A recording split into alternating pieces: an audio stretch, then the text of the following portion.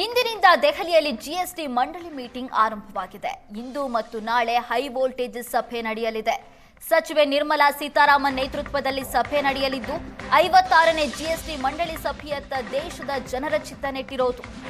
8 ವರ್ಷಗಳ ನಂತರ ಜಿಎಸ್ಟಿ ವ್ಯವಸ್ಥೆಯಲ್ಲಿ ಪರಿಷ್ಕರಣೆ ಮಾಡಲಾಗುತ್ತೆ. 4 ಜಿಎಸ್ಟಿ ಸ್ಲಾಬ್ಗಳಿದ್ದು ಅದನ್ನ 2ಕ್ಕೆ ಇಳಿಸೋದಕ್ಕೆ ಸರ್ಕಾರ ಚಿಂತನೆ ಮಾಡಿದೆ. ಹಾಲಿ ಜಿಎಸ್ಟಿ ತೆರಿಗೆಯಲ್ಲಿ ಒಟ್ಟು 4 ಸ್ಲಾಬ್ಗಳಿದೆ. 5, 12, 18 ಮತ್ತು 28% ಇರುವಂತ ಜಿಎಸ್ಟಿ ಸ್ಲಾಬ್ಗಳಿದ್ದು ಅದರಲ್ಲಿ 5% ಮತ್ತು 18% ಸ್ಲಾಬ್ ಮಾತ್ರ ಜಾರಿಗೆ ತರೋದಕ್ಕೆ ಸರ್ಕಾರ ಚಿಂತನೆ ಮಾಡಿರೋದು. 4 ಜಿಎಸ್ಟಿ ಸ್ಲಾಬ್ಗಳಲ್ಲಿ 2 ಜಿಎಸ್ಟಿ ಸ್ಲಾಬ್ಗಳನ್ನ ಮಾತ್ರ ಜಾರಿಗೆ ತರೋದಕ್ಕೆ ಕೇಂದ್ರ ಸರ್ಕಾರ ಮುಂದಾಗಿರೋದು. ಈ ಬಗ್ಗೆ ಹೆಚ್ಚಿನ ಡೀಟೇಲ್ಸ್ ಅನ್ನ ಕೊಡ್ತಾರೆ ನಮ್ಮ ದೆಹಲಿ ಪ್ರತಿನಿಧಿಯಾಗಿರುವಂತಹ ಮಂಜು ನಮ್ಮ ಜೊತೆ ಸಂಪರ್ಕದಲ್ಲಿದ್ದಾರೆ. ಮಂಜು, ಈಗಾಗಲೇ ಹೈ ವೋಲ್ಟೇಜ್ ಸಭೆ ಪ್ರಾರಂಭವಾಗಿದೆ. ಸಚಿವೆ ನಿರ್ಮಲಾ ಸೀತಾರಾಮನ್ ನೇತೃತ್ವದಲ್ಲಿ ಸಭೆ ನಡೀತಾ ಇದ್ದು ಇದೀಗ 4 ಸ್ಲಾಬ್ಗಳಲ್ಲಿ ಇದ್ದಂತ ಜಿಎಸ್ಟಿಯನ್ನ 2 ಸ್ಲಾಬ್ಗೆ ಇಳಿಸೋದಕ್ಕೆ ಕೇಂದ್ರ ಸರ್ಕಾರ ಮುಂದಾಗಿರೋದು. ಇದು ರಾಜ್ಯದ ಮೇಲೆ ಯಾವ ರೀತಿ ಪರಿಣಾಮ ಬೀರಬಹುದು? ನಯನ, ಇದು ಬಹಳ ಮುಖ್ಯವಾದ ಘಟ್ಟ ಅಂತ ನಾವು ಹೇಳ್ಬೋದು. ಯಾಕಂದ್ರೆ ಕೆಂಪು ಕೋಟೆಯ ಮೇಲೆ ನಿಂತು ಪ್ರಧಾನಿ ಮೋದಿ ಅವರು ಭಾಷಣ ಮಾಡ್ತಾ ದೀಪಾವಳಿಗೆ ಒಂದು ಧಮಾಕ ಇದೆ ಅನ್ನುವಂಥದ್ದು ಇಡೀ ಭಾರತೀಯರಿಗೆ ಒಂದು ಸಂದೇಶವನ್ನ ಕೊಟ್ಟಿದ್ರು. ಕೆಂಪು ಕೋಟೆಯ ಮೇಲೆ ನಿಂತು ಅದರ ಮರುಗಳಿಕೆಯಿಂದಲೇ ಈ ಜಿಎಸ್ಟಿಯ ಒಂದು ಪ್ರಕ್ರಿಯೆಗೆ ಚಾಲನೆ ಸಿಕ್ತು.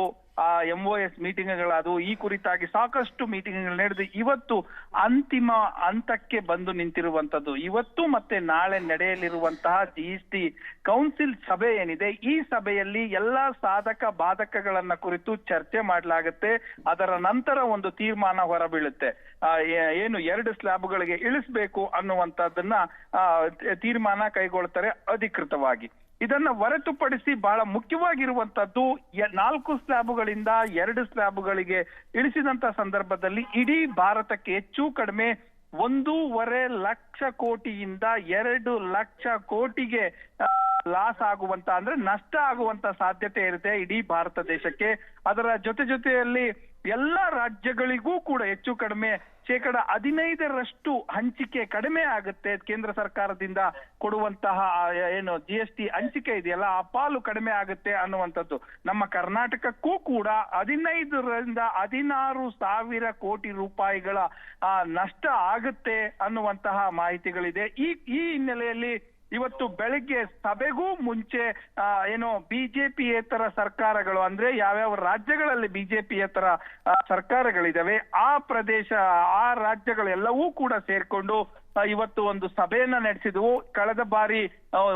ಕಳೆದ ವಾರದ ಏನ್ ನಡೆದಿತ್ತು ಕರ್ನಾಟಕ ಭವನದಲ್ಲೇ, ದೆಹಲಿಯ ಕರ್ನಾಟಕ ಭವನದಲ್ಲೇ ನಡೆದಿತ್ತು. ಈ ಬಾರಿ ದೆಹಲಿಯ ತಮಿಳುನಾಡು ಭವನದಲ್ಲಿ ಸಭೆ ನಡೆದು ಅಂತಿಮವಾಗಿ ಒಂದು ಮೆಮೊರಂಡಮ್ ಲಾಸ್ಟ್ ಟೈಮ್ ಏನು ತೀರ್ಮಾನ ಮಾಡಿದ್ರು ಎಲ್ಲರೂ ಸೇರಿ ಇವತ್ತು ಕೊಡುವಂತಹ ತೀರ್ಮಾನವನ್ನ ಮಾಡಿದ್ರು. ಇವತ್ತು GST ಕೌನ್ಸಿಲ್ ಏನ್ ನಡೆಯುತ್ತೆ ಆ ಕೌನ್ಸಿಲ್ ನಲ್ಲಿ ಇವತ್ತು ನಮ್ಮ ಮೆಮೊರಂಡಮ್ ಅನ್ನ ಇಡುವಂತದ್ದಿದೆ.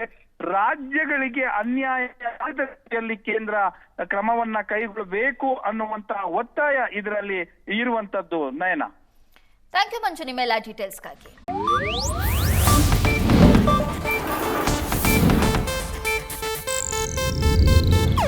ಇದು ಏಷ್ಯಾನೆಟ್ ನ್ಯೂಸ್ ನೆಟ್ವರ್ಕ್ ಪ್ರಸ್ತುತಿ.